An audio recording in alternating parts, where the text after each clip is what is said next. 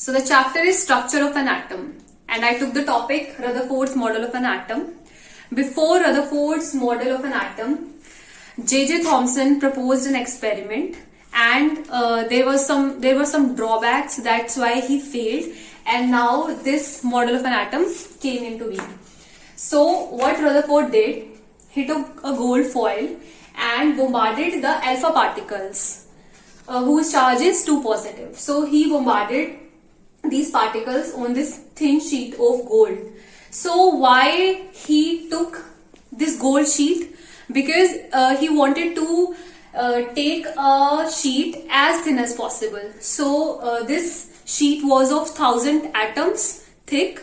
So that's why he took this gold foil. And why he took these alpha particles?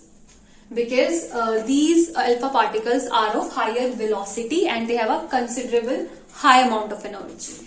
And also what Rutherford expected, he wasn't expecting to see large deflections because alpha particles are much heavier than these protons. But there were some unexpected results. Now we are going to discuss what were those observations. So first, so there was 3 observations. So some alpha particles, they passed without any deflection, like you can see in this picture.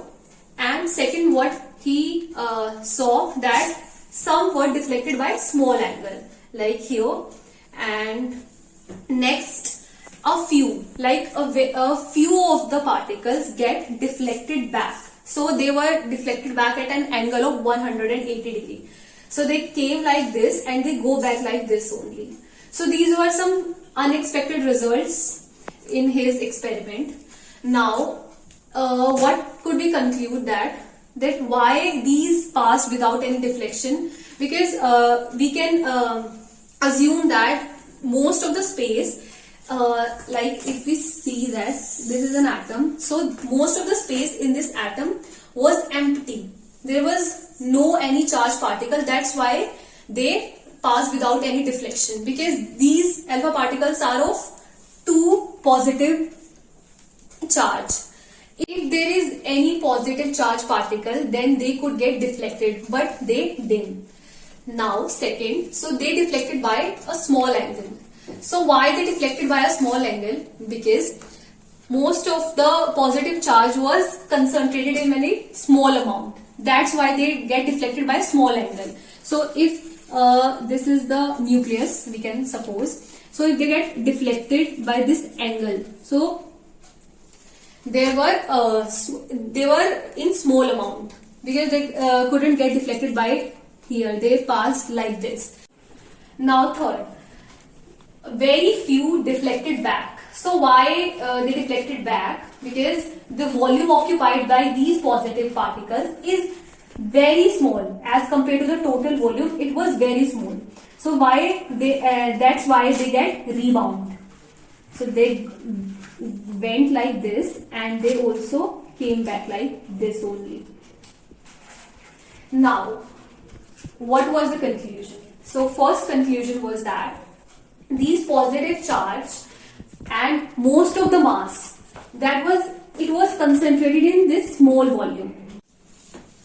So now conclusion. So what he concluded that most of the mass and the positive charge particle, it is concentrated in this small volume. So this is the small volume.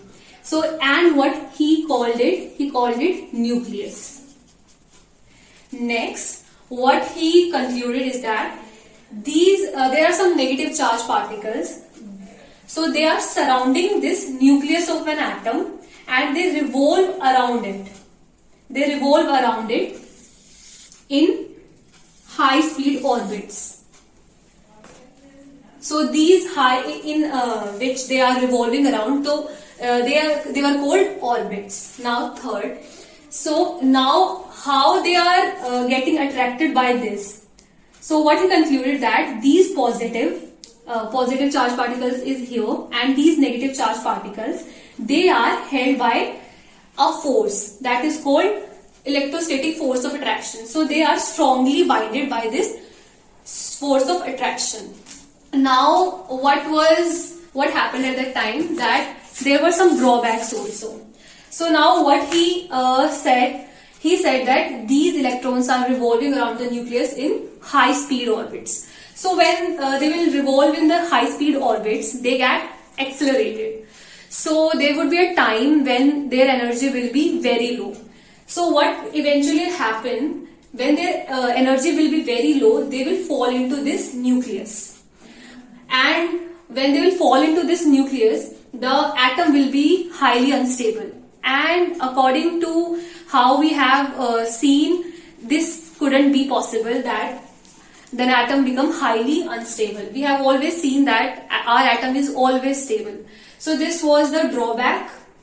And now after this, many more methods came which remove these drawbacks. So now I conclude this topic, Rutherford's model of an atom, where I discussed observations, conclusions and its drawbacks. Thank you.